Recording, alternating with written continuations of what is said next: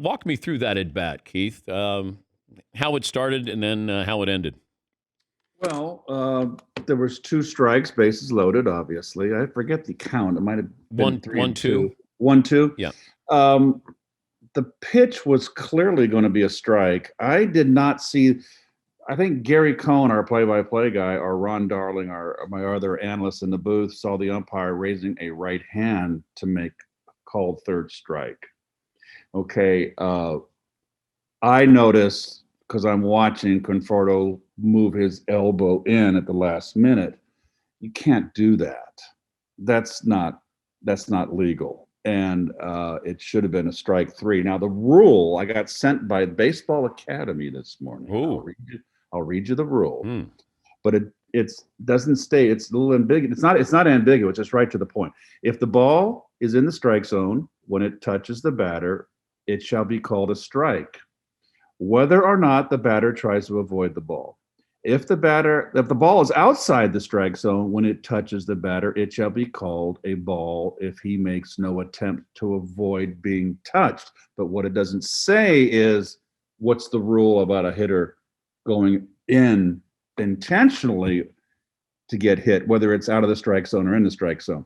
The pitch was a strike. So by the rule, it clearly should have been a strike three. But besides the point, the big point is you allow all these players with this armor on their elbow. You know, I got hit in my elbow. It's no fun, and it hurts there. And you better put ice on it quick, or it's going to balloon up, and you're going to miss a couple games. Fortunately, I had Ron Hunt when I was 19 years old in my first big league camp. He was my roommate, and he taught me to ice it for 24 hours overnight after you got hit on a joint. So you'll play the next day.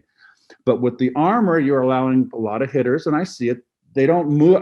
Moving is very rare if you see someone move into the ball, but they don't move. So the ball's inside 6 and 7 inches.